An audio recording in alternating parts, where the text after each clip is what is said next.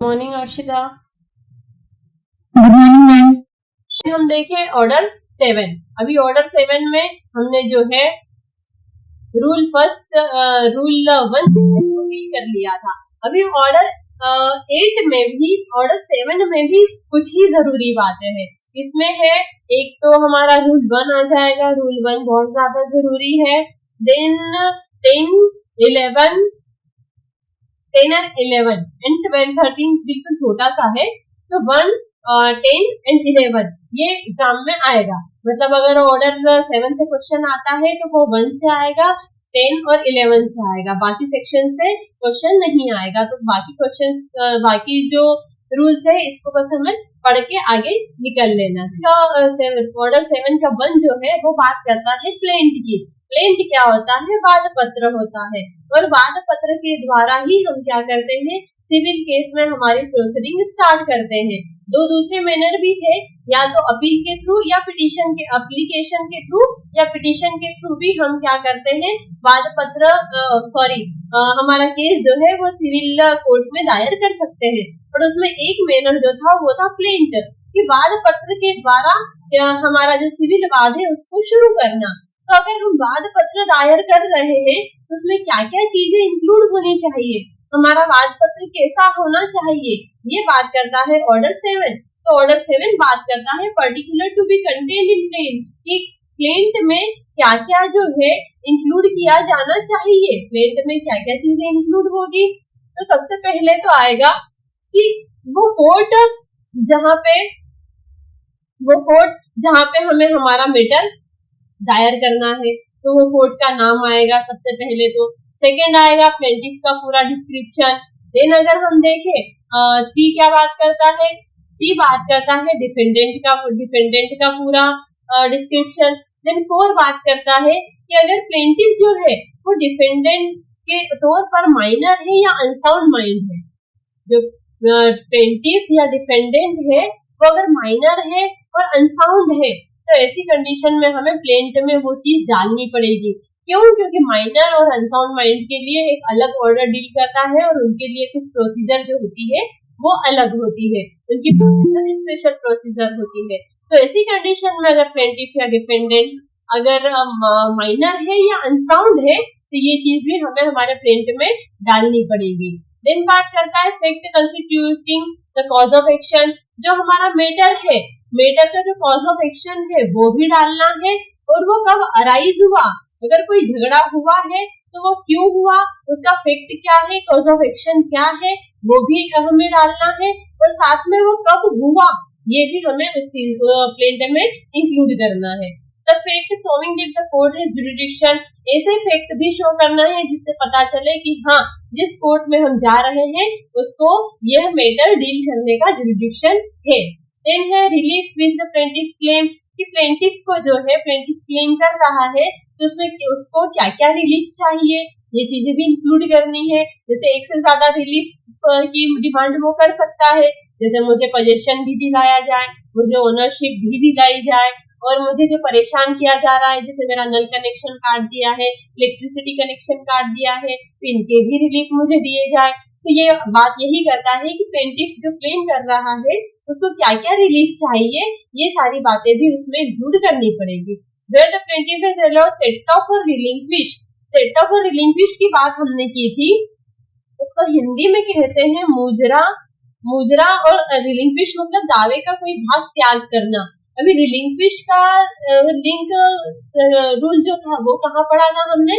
Order two rule 2। Order two rule 2 बात करता है कि अगर हम चाहे तो जो क्लेम कर रहे हैं उसमें से कुछ पोर्शन ऑफ क्लेम जो है उसको क्या कर सकते हैं? रिलिंक्विश कर सकते हैं। मतलब किसी से हमें पैसे चाहिए, 1000 रुपए चाहिए, हमने अभी वाद चलाया है कि मुझे इससे 1000 रुपए चाहिए, ये रिटर्न नहीं दे रहा है, अभी हमने केस फाइल कर दिया है, तो हम उसमें क्या कर सकते हैं कि अगर हम 1000 चाहिए और 1000 ही डाल रहे हैं तब तो सेट ऑफ और रिलिंक्विश की बात आती ही नहीं है। पर 1000 चाहिए और हम कहते हैं कि चलो 500 रुपए या 200 रुपए मैंने माफ किए, अभी 700 रुपए चाहिए तो 200 रुपए का उसने ओमिशन कर दिया है, अभी 700 चाहिए तो ये 700 होता है उसका रिलिंक्विश, मतलब उसने क्या किया? अपने दावे के भाग को त्याग दिया। दावे के किसी भाग को त्यागना, वो क्या होता है, रिलिंक्विश होता है। तो रिलिंक्विश का मतलब ये हुआ कि 200 रुपए नहीं चाहिए, बस मुझे क्लेम कर रहा हूँ वो 700 का चाहिए। और उसमें ये एडिशनल बात होगी कि अगर आपने 200 रुपए का दावा छोड़ दिया है तो फ्यूचर में आप कभी उस 200 के लिए बात नहीं ला सकते, क्योंकि यहाँ पे अभी आपको प्रॉपर अपॉर्चुनिटी, फुल अपॉर्चुनिटी थी कि 1000 रुपए सामने वाले से चाहिए तो 1000 ले लो। अभी आपने खुद से ही 200 रुपए हटा दिए हैं, 200 रुपए माफ कर दिए हैं, तो बाद में आप बात नहीं लाओगे कि अब तो मुझे मेरे 200 रुपए भी चाहिए। ये बात करता है रिलिंक्विश की।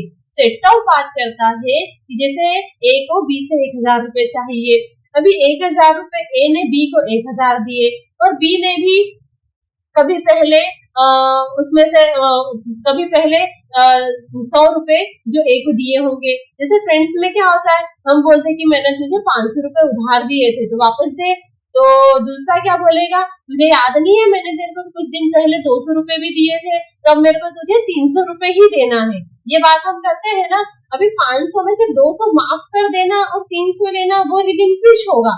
पर पहले हमने कभी पैसे दे रखे हो, वो कहेगा मैंने तेरे को 200 दिए हैं, तुझे याद नहीं है, तो वो कहेगा हाँ याद आ गया, तूने मुझे 200 रुपए दिए थे, तो अब मैटर क्या है, वो 300 का है। तो ये हो गया सेट ऑफ कि अगर एक ने सेट ऑफ में होगा कि कभी कोई क्लेम कर रहा है 1000, 10,000 कितने का भी क्लेम कर रहा है, तो डिफेंडेंट जो है वो सेट ऑफ करेगा, मतलब उधर से भी वो क्या करेगा, रिटर्न स्टेटमेंट में ये चीज फाइल करेगा, लिखेगा कि मैंने इतना पेमेंट कर दिया है। फिर जो पेमेंट बचा है सिर्फ उसका ही मुद्दा जो है, उसका मुद्दा ही कोर्ट में चलेगा। ये बात होती है सेट ऑफ और रिलिंक्विश की। आई थिंक ये समझ में आ गया होगा सेट ऑफ और रिलिंक्विश क्या होता है। एक में रिलिंक्विश में खुद ही छोड़ रहा है पैसे, कोई उसके उधारी के पहले उसने जैसे ए और बी में क्या हो रहा था कि उसने पहले पैसे दे रखे थे, तो वो सेट ऑफ हो रहा था, वो पेमेंट कम हो रहा था, माइनस हो रहा था। रिलिंक्विश में ऐसा कुछ नहीं है, मैंने ए ने बी को 1000 रुपए दिए हैं, बी ने कोई ए को पेमेंट नहीं दिया है, पर ए खुद से कर रहा है कि चल ठीक है यार तेरे पास 800 रुपए है तो तू मेरे को 800 ही दे दे, 200 नहीं देगा तो भी चलेगा। ये रिलिंक्विश हो रहा है। तो सेट ऑफ और रिलिंक्विश में ये डिफरेंस है। तो अगर ऐसा कोई मैटर है प्लेंट में, हमको अगर सेट ऑफ और रिलिंक्विश की कोई बात आ रही है, वो भी हमें उस प्लेंट में डालनी होगी।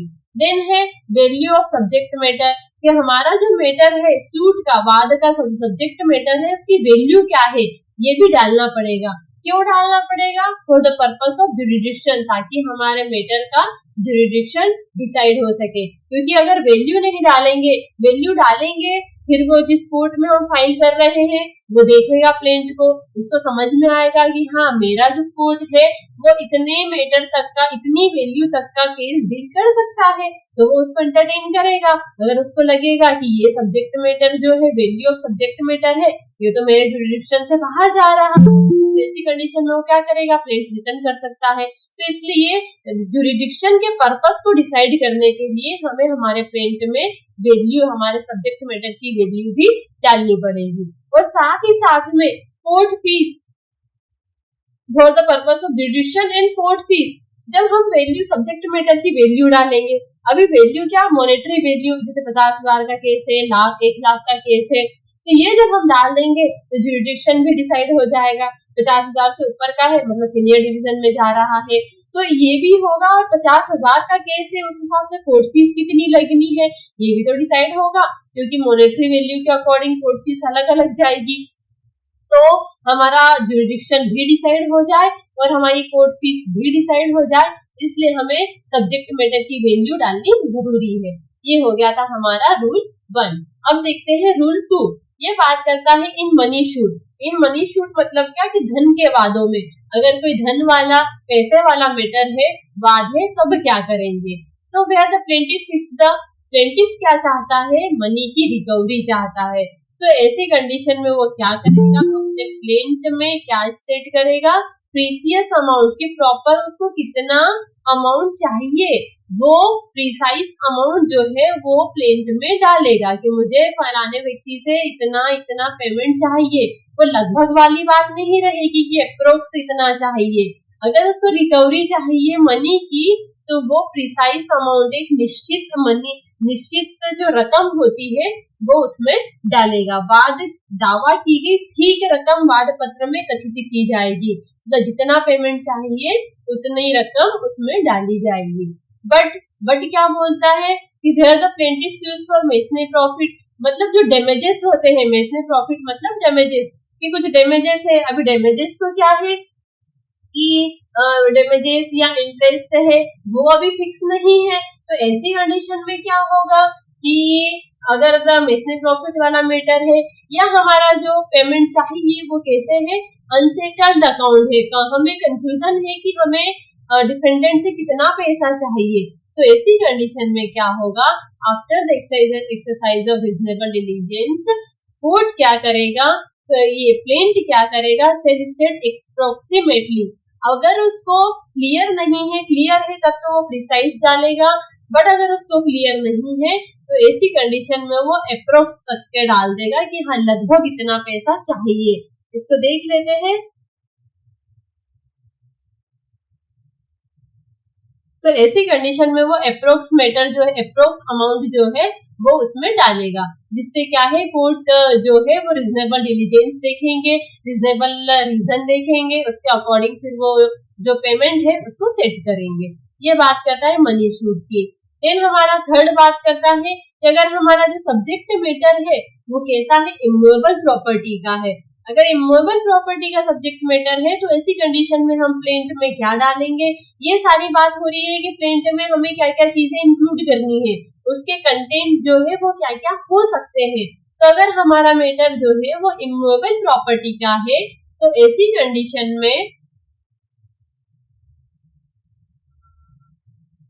आज पता नहीं क्या दिक्कत हो रही है, एडमिट हो रहे हैं सब लोग पर नोटिफिकेशन नहीं आ रहा है। तो अगर हमारा जो मैटर है वो इमूवेबल प्रॉपर्टी का है तो उस इमूवेबल प्रॉपर्टी की आइडेंटिटी जो प्रॉपर सफिशिएंट टू आइडेंटिटी, कि जो हमारा मैटर है, हमारी प्रॉपर्टी है, जैसे होता है ना खसरा नंबर, या कोई मकान ले रहे हैं तो मकान नंबर, अभी किसी मकान को लेकर डिस्प्यूट है तो हम प्लेंट में डाल रहे हैं तो हमको क्या करना पड़ेगा, उस मकान का नंबर डालना पड़ेगा, उसकी प्रॉपर मतलब उससे रिलेटेड कोई डॉक्यूमेंट जो है खसरा नंबर वगैरह है वो डालना पड़ेगा, कुछ बाउंड्रीज है, ये सारी चीजें उसमें हमें इंक्लूड करनी पड़ेगी। देन बात करता है कि when plaintiff sue as representative, कि जो प्लेंटिफ है वो कैसे वाद कर रहा है, रिप्रेजेंटेटिव के तौर पर वाद कर रहा है, मतलब प्रतिनिधिवाद यहाँ पर आ रहा है ऑर्डर 1 रूल 8 के अंडर में।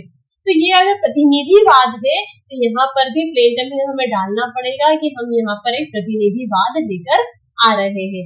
ये बात करता है 4।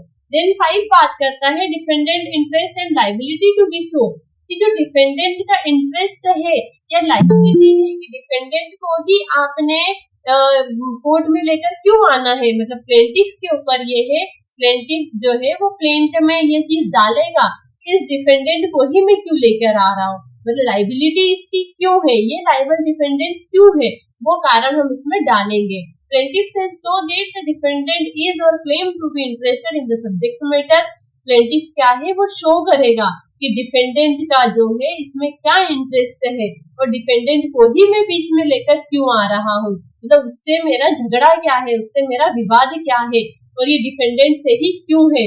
ये सारी बातें जो लाइबिलिटी है या डिफेंडेंट का इंटरेस्ट है, ये सारी बातें भी हमको प्लेंटिफ को प्लेंट में डालनी पड़ेगी। That he is liable to be called upon to answer plaintiff demand, कि जो हम प्लेंट दे रहे हैं तो डिफेंडेंट जिसको बनाया है उसको क्यों बनाया है और वो आंसर देने के लिए लाइबल क्यों है, आप उसको आंसर देने के लिए क्यों बुला रहे हो, आप उसको सीधे तरीके से कहें तो इस विवाद का हिस्सा क्यों बना रहे हो, ये वाला रीजन जो है प्लेंटिफ को प्लेंट में देना पड़ेगा। ऐसे ही किसी को तो नहीं बनाएंगे ना, कुछ तो उससे झगड़ा होगा, कोई तो उससे डिस्प्यूट होगा तभी हम कर रहे हैं ऐसा। तो ये 5 के अंडर में हमें वो जो लाइबिलिटी है वो शो करनी पड़ेगी, डिफेंडेंट का जो इंटरेस्ट है वो शो करना पड़ेगा कि मैं डिफेंडेंट को इस मैटर में क्यों लेकर आ रहा हूँ। ठीक है, 6 छोड़ दो, 7 छोड़ दो, 8 छोड़ दो। 9 बात करता है प्रोसीजर ऑन एडमिटिंग प्लेंट। अभी हमने जो प्लेंट फाइल किया है तो उसको एडमिट करने की प्रोसीजर क्या होगी, तो ये हमने देखा था इंस्टीट्यूशन ऑफ सूट में भी कि प्लेंट जब हम फाइल कर रहे हैं, ऐसी कंडीशन में हमें प्लेंट की कॉपी भी देनी पड़ेगी, कॉपीज भी देनी पड़ेगी। तो यहाँ भी यही बात है कि where the court order that the summon be serve on the defendant in the manner, जो हमने प्लेंट जो है वो फाइल कर दिया है, अभी इसके बाद हमें क्या करना है, अभी प्लेंट फाइल हो गया है तो अब डिफेंडेंट को रिटर्न स्टेटमेंट डिफेंडेंट को देना है, इसके लिए उसको समन भेजा जाएगा।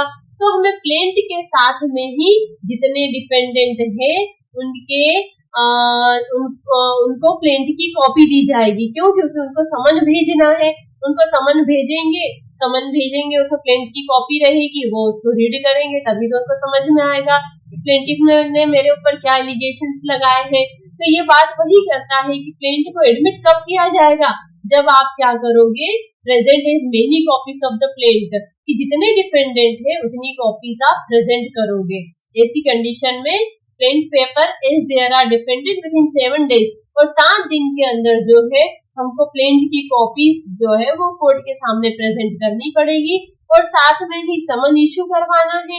तो उसको उसमें जो पेमेंट लग रहा है, रिक्विजिट फीस उसमें जो लग रही है, वो भी हमें प्लेंट के साथ में देनी पड़ेगी। ये बात करता है 9 में जनरली ये बोला है कि अगर हम प्लेंट फाइल करते हैं तो उसके बाद हमें समन भेजना है डिफेंडेंट को। तो प्लेंट के साथ में हम क्या है, प्लेंट जैसे ही फाइल किया और कोर्ट ने हमारे प्लेंट को एडमिट कर लिया, उसके बाद में कोर्ट ऑर्डर देगा कि आप जितने डिफेंडेंट हैं उतनी प्लेंट की कॉपीज भी लेकर आइए। तो वो कितने दिन में लेकर आइए, तो वो 7 दिन के अंदर आप लेकर आइए, क्योंकि आप प्लेंट की कॉपी लेके आओगे तभी तो तभी तो डिफेंडेंट को समझ जाएगा। तो ये बात करता है 9। दिन 10 है, अगर यहाँ पे 9 में बोल रहा है कि 7 दिन के अंदर आपको प्लेंट की कॉपीज लेकर आनी है, और अगर वो प्लेंट की कॉपीज लेकर नहीं आता है तो फिर क्या हो सकता है, तो ऐसी कंडीशन में हमारा प्लेंट जो है वो रिटर्न हो सकता है, मतलब हमें हमारा प्लेंट जो है वो वापस दे दिया जाएगा। क्यों? क्योंकि कोर्ट ने ऑर्डर किया कि प्लेंट की कॉपीज दीजिए, अभी अपन ने नहीं दी, अब नहीं देंगे तो डिफेंडेंट को समन कैसे भेजेगा। तो ऐसी कंडीशन में हमारा प्लेंट जो है वो रिटर्न कर दिया जाएगा। तो ये बात करता है subject to the provision of rule 10A। Rule 10A आगे देखेंगे। रूल 10A ये दे रखा है कि power of court to fix a date of appearance in the court where plaint is to be filed after it return. तो इसके अंदर में है कि of the suit to be returned to be present to the court in which the suit should have been instituted। ये क्या दे रखा है कि जहां पर हमारा वाद जो है वो दायर किया गया है, मतलब जहां हमारा मैटर चल रहा है, which the suit should have been instituted, कि जहां पर हमारा जो वाद है वो चल रहा है, तो किसी भी स्टेज पर क्या करेंगे कि जहां वाद चलना चाहिए ऐसी कंडीशन में हमारा जो प्लेंट है वो रिटर्न कर दिया जाएगा। इसमें दे रखा है कि जिसमें वाद संस्थित किया जाना चाहिए था, मतलब कि प्लेंट जो है प्लेंट को रिटर्न किया जा सकता है कब, एट एनी स्टेज, कोर्ट को जब भी लगेगा तब वो किसी भी स्टेज पर किसी भी प्रक्रम में हमारा प्लेंट जो है वो रिटर्न कर देंगे। क्यों रिटर्न कर देंगे? क्योंकि कोर्ट को लगता है कि वो जो मैटर हमारे पास है हम उसको डील करने के लिए, इंटरटेन करने के लिए हमारे पास उसका जुरिडिक्शन नहीं है। हमने जुरिडिक्शन एरर देखा था, सेक्शन 18 जुरिडिक्शन एरर की बात करता है। तो अगर कोई ऐसा जुरिडिक्शन एरर है तो कोर्ट जो है वो हमारा प्लेंट रिटर्न कर सकता है, क्योंकि ये किसी और कोर्ट में इंस्टीट्यूट किया जाना चाहिए था, तो कहीं और हमारा मैटर जाना चाहिए, इसलिए जहां हमने फाइल करके रखा है वहां से हमको रिटर्न कर दिया जाएगा। साथ में ही ये बोलते हैं कि it is here bye declared that the court of appeal और रिवीजन, जो अपीलेंट कोर्ट है और रिविजनल कोर्ट है, ये भी क्या कर सकते हैं, मैं डायरेक्ट कर सकते हैं कि जो डिक्री आई है उस डिक्री को सेट असाइड कर दे, मतलब उस डिक्री को निरस्त कर दे। क्यों निरस्त कर दे? उसको डिक्री को सेट असाइड भी कर देंगे और प्लेंट रिटर्न भी कर देंगे। क्यों? क्योंकि ये जो डिक्री आई है ये जुरिडिक्शन वाला एरर है यहाँ पे, कि उस कोर्ट को जुरिडिक्शन है नहीं और उसने डिक्री दे दी, तो ऐसी कंडीशन में डिक्री को भी निरस्त कर दिया जाएगा और जो प्लेंट है उसको रिटर्न कर दिया जाएगा। और फिर जहां भेजना चाहिए वहां पर भेजा जाएगा। ये बात करता है रूल 10 रिटर्न ऑफ प्लेंट की। अभी आज वॉइस इशू हो रहा है, अगर इससे रिगार्डिंग कुछ भी कंफ्यूजन हो तो आप नोट करके रखिएगा। देन है प्रोसीजर ऑन रिटर्निंग प्लेंट कि अभी जो प्लेंट है इसको रिटर्न कैसे किया जाएगा, प्लेंट को रिटर्न कैसे किया जाएगा, इसकी क्या प्रोसीजर होगी ये अभी हम देख लेते हैं। इसकी प्रोसीजर क्या होगी ऑन रिटर्निंग अ प्लेंट, जज क्या करेगा, इंडोर्स करेगा, मतलब पृष्ठांकन करेगा प्रॉपर उस पे कि किस डेट पर इसको प्रेजेंट किया गया था और किस डेट पर इसको रिटर्न किया जा रहा है, और जो हमारा मैटर है बाद है उसमें पार्टीज कौन कौन है और ये क्यों रिटर्न किया जा रहा है। ब्रीफ स्टेटमेंट ऑफ रीजन, इसको रिटर्न करने का कारण क्या है, ये सारी बातें भी हमारे प्लेंट को जब रिटर्न कर रहे हैं उसमें डाली जाएगी। ये बहुत जरूरी है क्योंकि प्लेंट तो रिटर्न कर दिया पर अब क्यों किया, पार्टीज को समझ में तो आना चाहिए ना कि हमारा प्लेंट रिटर्न क्यों किया, इसलिए वो ब्रीफ स्टेटमेंट डालेगा रिटर्न का कि हम प्लेंट को रिटर्न क्यों कर रहे हैं। देन 10A बात करता है जहां वाद पत्र उसके लौटाए जाने के पश्चात फाइल किया जाता है। अभी हमारा प्लेंट जो है वो रूल 10 के अंडर में रिटर्न हो गया है, अब क्या करना, अभी रिटर्न हुआ है तो किसी और कोर्ट में भी तो हमको जाना पड़ेगा। तो वही बात करता है कि 10A कि ये जब रिटर्न किया जा रहा है कि वेयर इन एनी शूट, कब रिटर्न किया जा रहा है, जब डिफेंडेंट अपीयर हो जाता है। ठीक है, प्लेंटिफ ने प्लेंट फाइल किया, उसको समन भेजा डिफेंडेंट को, फिर डिफेंडेंट आया। अभी डिफेंडेंट जब आया तो उसको उसकी एप्लीकेशन पर या कोर्ट की ओपिनियन पर कोर्ट क्या करेगा, प्लेंट को रिटर्न कर सकेगा क्योंकि वहां कोर्ट को समझ में आएगा कि हमें जुरिडिक्शन नहीं है। तो ऐसी कंडीशन में क्या है, अभी जब कोर्ट डिफेंडेंट आया और हमारा प्लेंट जो है उसको रिटर्न कर दिया, तो अभी रिटर्न कर दिया तो प्लेंटिफ क्या बोलेगा कि मुझे क्या पता कि मुझे कहाँ जाना है, तो वो एक एप्लीकेशन देगा वेयर एन इंटीमेशन, वो इंटीमेशन प्लेंटिफ जो है वो इंटीमेशन देगा अंडर सब रूल 1 के, क्योंकि रूल 1 के अंदर सब रूल 1 के अंदर हमें हमारा प्लेंट जो है वो रिटर्न कर दिया है, तो वो एक इंटीमेशन देगा और एप्लीकेशन देगा। एप्लीकेशन में make an application to the court, plaintiff में मेक एन एप्लीकेशन, प्लेंटिफ जो है वो एक एप्लीकेशन देगा कोर्ट को, किस कोर्ट को, जहां मैटर अभी जो हमारा वाद जो है वो चल रहा है उसको एप्लीकेशन देगा और एप्लीकेशन में क्या लिखेगा कि मुझे बताओ, स्पेसिफाई करो कि मैं in which he purposes to present the plaint after its return, कि अगर आपने अभी इसको रिटर्न कर दिया है तो इसके बाद अब मैं कहाँ इसको प्रेजेंट करूं, ऐसी एप्लीकेशन प्लेंटिफ दे रहा है। प्लेंटिफ में ये चीजों को वो मांग रहा है कि आपने तो रिटर्न कर दिया, अब आप ही बताओ कि अब मैं कहाँ जाऊं। बी में बात कर रहा है प्रेइंग दैट द कोर्ट में फिक्स अ डेट, और प्रे करेगा कि आप एक डेट फिक्स करिए जहां हमें हमारा मैटर दायर करना है, वहां पे हमारे अपीयरेंस के लिए कि हमें किस फिक्स डेट पर प्लेंटिफ और डिफेंडेंट दोनों को जाना है। तो ये वो प्रे करता है कि आप क्या करिए, एक डेट फिक्स करिए पार्टीज की अपीयरेंस के लिए। देन थर्ड बात करता है, रिक्वेस्ट करता है वो कि जो भी पार्टीज है डिफेंडेंट जो है उनको क्या है, सारे लोगों को आप नोटिस भेजिए कि आपका रिटर्न प्लेंट जो है वो रिटर्न कर दिया है और अब हमें किस कोर्ट में जाना है और किस डेट पर जाना है इसका आप नोटिस दीजिए। ये बात करता है रूल 10A का 2।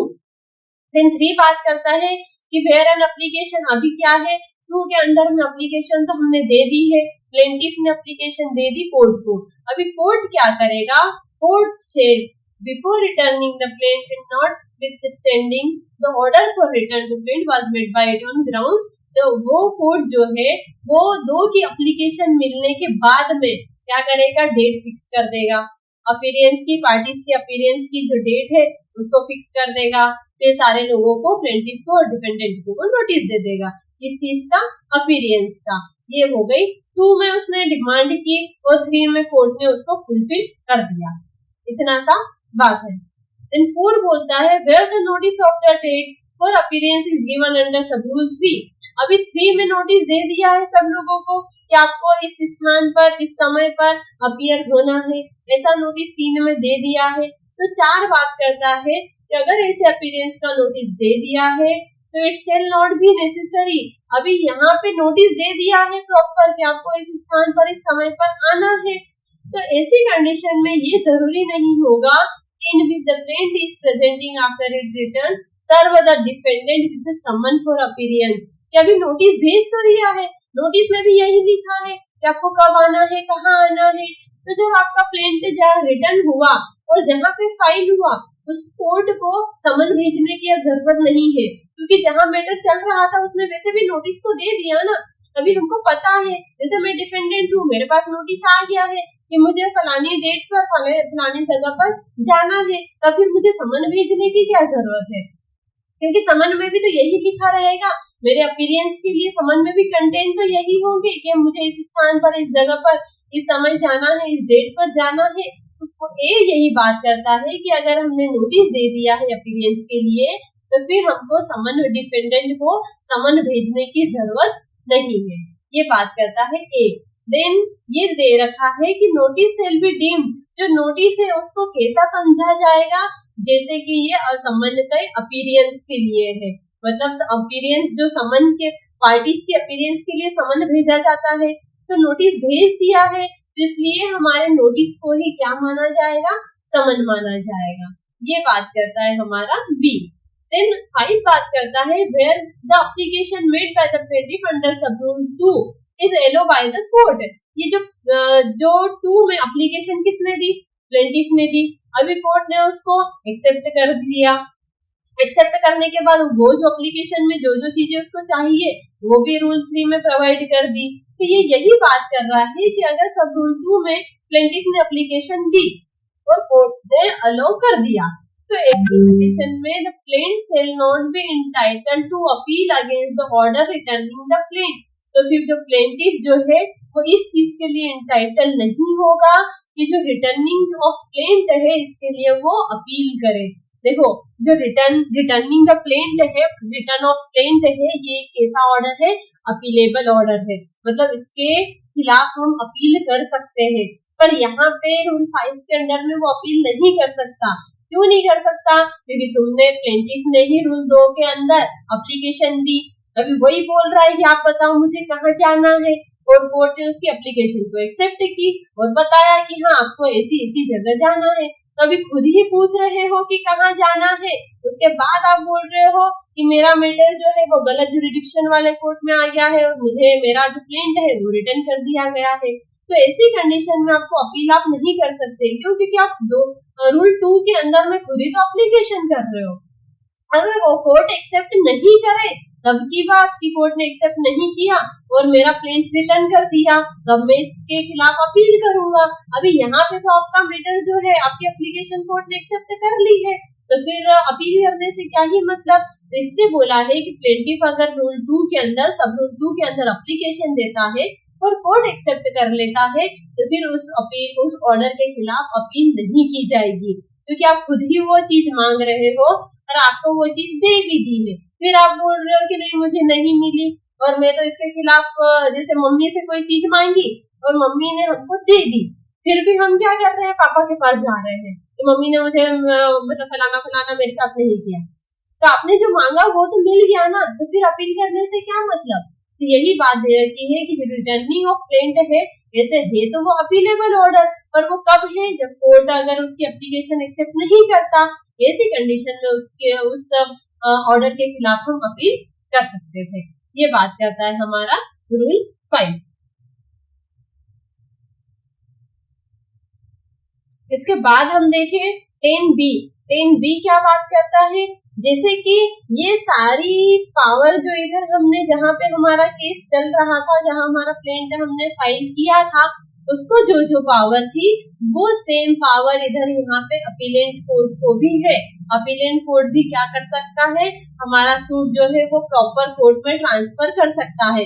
अगर जैसे मान लो return of plaint appealable order है ना, रिटर्न ऑफ प्लेंट जो है वो अपीलेबल ऑर्डर है। अभी हमने अपील की, अब हमारा प्लेंट जो है वो रिटर्न हो गया, अपील कहाँ करेंगे, अपीलेंट कोर्ट में करेंगे। ये 10B के अंडर में हम अपील करेंगे।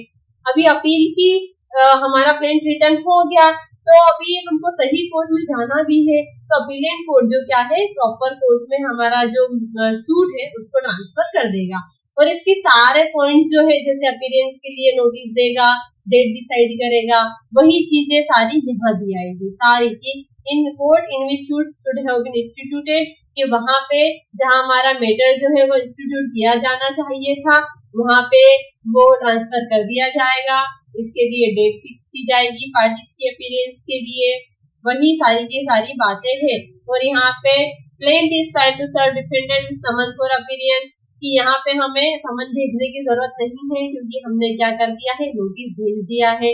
ये रहा कि it shall not be necessary, ये जरूरी नहीं है कि हम उसको समन भेजे, क्यों, क्योंकि नोटिस हमने भेज दिया है। तो यहाँ सारी जो पावर थी वही पावर यहाँ पे भी है, वही के वही प्रोविजन यहाँ पे भी है।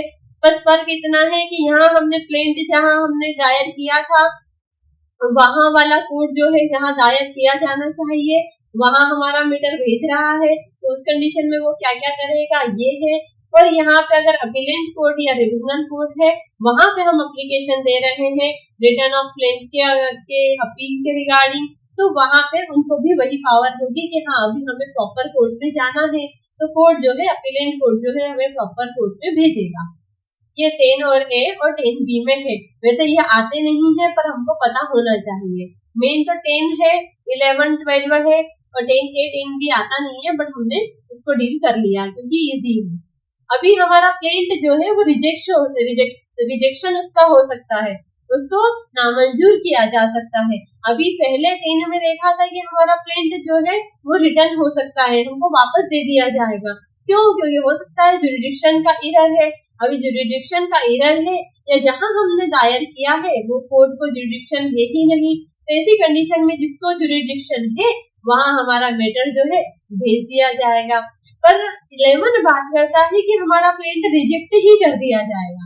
रिटर्न तो छोड़ो, रिटर्न कर रहे हैं तो ठीक है, हम क्या करेंगे कि दूसरे कोर्ट में जा तो रहा है हमारा प्लेंट, अभी 11 में रिजेक्ट ही कर दिया, मतलब कोई मतलब ही नहीं है हमारे प्लेंट का, तो उसके क्या ग्राउंड हो सकते हैं। तो इसमें 5 से 6 बातें दे रखी है कि अगर ऐसे 6 पॉइंट है, 6 ऐसी टर्म्स है, वो अगर हमारे प्लेंट में आ रही है तो हमारा जो प्लेंट है वो रिजेक्ट हो जाएगा।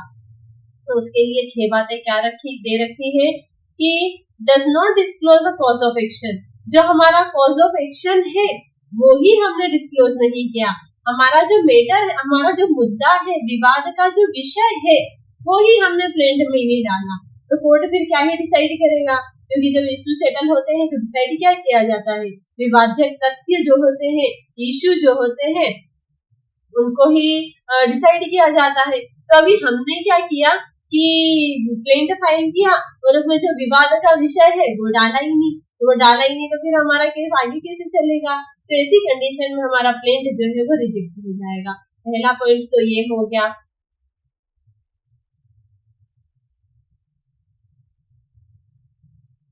देन दूसरा क्या बोलता है कि where the relief is under value. Under value मतलब क्या हम जो रिलीफ मांग रहे हैं वो बिल्कुल कम है, उसके जुरिडिक्शन के हिसाब से देखा जाए तो बहुत ही कम है। हम जो पैसे मांग रहे हैं, कहाँ हमें 10,000 20,000 मांगना चाहिए और कहाँ हम सिर्फ 100 रुपए मांग रहे हैं। तो ऐसी कंडीशन में कि जब हमारा रिलीफ बहुत ही कम है, अंडर वैल्यू है, तो ऐसी कंडीशन में क्या करेंगे, on being required by the court, court क्या करेगा, उसको बोलेगा प्लेंटिफ को कि आपका जो वैल्यूएशन है उसको करेक्ट कीजिए, correct valuation within a time to be fixed by the court fail to do so. कि अगर कोर्ट ने हमारा जो मैटर है, हमारा जो रिलीफ है वो बहुत कम है, बहुत अंडर वैल्यू है, तो ऐसी कंडीशन में कोर्ट हमें डायरेक्शन देगा कि आपका जो वैल्यूएशन है उसको इतना एक कोई पर्टिकुलर टाइम ड्यूरेशन दे दिया जाएगा कि 4 दिन के अंदर, 8 दिन के अंदर आप जो है आपका वैल्यूएशन जो है वो प्लेंट में करेक्ट कीजिए। और ऐसा वो टाइम ड्यूरेशन के अंदर वो वैल्यूएशन को करेक्ट नहीं करता है, मतलब वो ऐसा करने में फेल हो जाता है, फेल टू डू सो, ऐसा करने में वो फेल हो जाता है, तो हमारा प्लेंट जो है वो रिजेक्ट हो जाएगा। क्यों? क्योंकि बिल्कुल अंडर वैल्यू, बिल्कुल कम पैसे की डिमांड हम कर रहे हैं। तो हमको बोला है कि सही वैल्यूएशन करो, आपके प्लेंट में वैल्यूएशन है जो वो सही डालो। अगर हम ऐसा नहीं कर रहे हैं तो हमारा प्लेंट जो है वो रिजेक्ट हो जाएगा। देन थर्ड बोलता है कि रिलीफ जो मांग रहे हैं, हम क्लेम कर रहे हैं, वो तो प्रॉपर है कि हाँ मुझे 50,000 रुपए एक को 20 से चाहिए, ये तो सही है। बट हमने क्या करा, हमने किया कि इस पर जो पेपर जो लगते हैं, स्टाम्प ड्यूटी लगती है ना, स्टाम्प लगाते हैं हम या फिक्स करते हैं प्लेंट पे, तो वो जो स्टाम्प है वो हमने प्रॉपर नहीं लगा है, वो सफिशिएंट नहीं लगा है। जैसे कहीं 50 के लगते हैं, कहीं 100 के लगते हैं, कहीं 500 के स्टाम्प लगते हैं। अभी वो स्टाम्प के साथ कोर्ट स्टाम्प क्या होती है, कोर्ट फीस होती है, वो कैसे डिसाइड होती है, हमारे सब्जेक्ट मैटर की वैल्यू से डिसाइड होती है। हमने अभी पढ़ा ऑर्डर 7 के रूल 1 में, ताकि हमारा जो जुरिडिक्शन डिसाइड हो सके वैल्यू ऑफ सब्जेक्ट मैटर से, और हमारी फीस डिसाइड हो सके। तो अभी हमने यहाँ पे जो हमें क्लेम कर रहे हैं, वो रिलीफ जो है उसके लिए जो क्लेम कर रहे हैं वो वैल्यू तो सही है, उसमें तो आप सही पैसा मांग रहे हो, पर जो हमारा स्टाम्प है उसके जो पेपर है उसमें हमने इनसफिशिएंट चीजें डाल रखी है। रिटर्न अपॉन पेपर इनसफिशिएंटली स्टाम्प की जो स्टाम्प ड्यूटी है वो हमने इनसफिशिएंट डाल रखी है, कोर्ट फीस हमने इनसफिशिएंट डाल रखी है। तो ऐसी कंडीशन में court to supply the requisite stamp paper within a time, court यहाँ पर क्या बोलेंगे कि आप जो स्टाम्प पेपर है इनको भी प्रॉपर सफिशिएंट तरीके से लगाइए, और अगर ऐसा करने से भी वो फेल हो जाता है तो हमारा प्रिंट जो है वो रिजेक्ट हो जाएगा। ये हो गई 3 बातें। एक तो हो गई कि आपने कॉज ऑफ एक्शन ही बताया नहीं तो हमारा प्रिंट रिजेक्ट हो गया। देन दूसरा हमारा था कि हमने अंडर वैल्यू रखा, हमारा जो मॉनेटरी वैल्यू है बहुत कम है, तो फिर हमें बोला गया कि आप मॉनेटरी वैल्यू ठीक कीजिए, तो वो भी हमने नहीं किया तो रिजेक्ट हो गया। थर्ड में बात हुई थी कि स्टाम्प पेपर जो है हमने इनसफिशिएंट लगा दिए तो उसको ठीक करो, वो भी हमने नहीं किया तो हमारा प्लेंट रिजेक्ट हो गया। फोर्थ बात करता है कि where the suit appears from the statement in the plaintiff claim to be barred by any law, कि हम ऐसा कोई वाद ला रहे हैं जो कि लॉ के थ्रू, विधि के थ्रू बार्ड है, मतलब विधि जो है या लॉ जो है उसको प्रभावित करता है, मतलब रोकता है कि ऐसा प्लेंट जो है वो फाइल नहीं किया जाएगा। इसका एग्जांपल कैसे हम देख सकते हैं, जैसे कि रेस जुडिकेटा देखा था हमने सेक्शन 11 में, वो क्या बात करता है कि अगर आपका मैटर किसी कोर्ट में डील हो चुका है, उसका जजमेंट आ चुका है, तो फिर आप नया वाद नहीं ला सकते।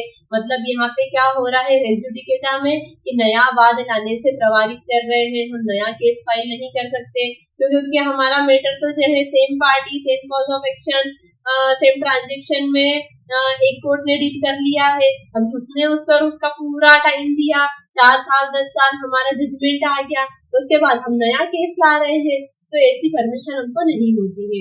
तो ऐसे जो प्लेंट जो है वो ऐसा है, जो वाद है वो ऐसा है जो जो लॉ है उसको बार्ड करता है, लॉ रोकता है, तो ऐसी कंडीशन में वो वाला प्लेंट भी हमारा रिजेक्ट हो जाएगा।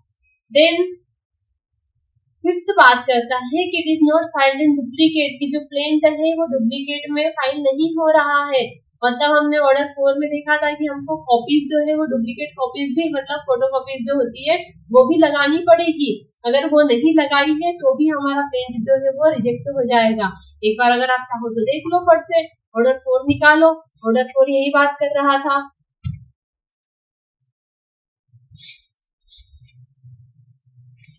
ये रहा ऑर्डर 4, बोलता है कि हर न्यायालय को या उसके द्वारा इस नियुक्त किसी अधिकारी को 2 प्रतियों में वाद पत्र उपस्थित करके संचित किया जाएगा, मतलब 2 प्रतियां होना जरूरी है। अभी आपने एक ही कॉपी लगाई प्लेंट की और डुप्लीकेट नहीं लगाई, तो ऐसी कंडीशन में भी हमारा प्लेंट जो है वो रिजेक्ट हो जाएगा। देन 6th बात करता है where the plaintiff fails to comply with the provision of rule 9, जो रूल 9 में प्रोविजन दे रखे हैं, प्लेंटिफ उनको अप्लाई करने में, कंप्लाई करने में फेल होता है, ऐसी कंडीशन में भी हमारा प्लेंट जो है वो रिजेक्ट कर दिया जाएगा।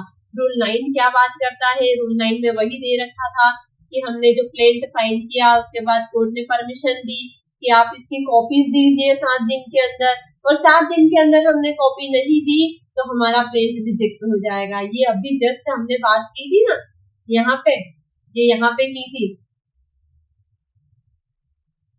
इसमें की थी, ये रहा रूल 9, कि अगर हमने 7 दिन के अंदर कॉपीज नहीं दी तो ऐसी कंडीशन में भी क्या होगा, हमारा प्लेंट जो है वो रिजेक्ट हो जाएगा। तो ये होते हैं रिजेक्शन के मेन इतने सारे पॉइंट, ये 6 पॉइंट होना जरूरी है रिजेक्शन ऑफ प्लेंट के।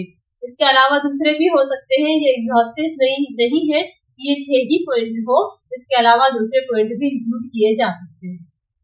देन हम देखें इसका प्रोवाइडेड क्या दे रखा है कि डेट द टाइम, ये 6 जो पॉइंट दे रखे हैं ये अगर होते हैं तो हमारा प्लेंट जो है वो रिजेक्ट हो जाएगा। पर ऐसे भी हर जगह हम देखते हैं अनलेस तो आ ही जाता है कि कोड मना करता है पर एक्सेप्ट भी कर लेता है।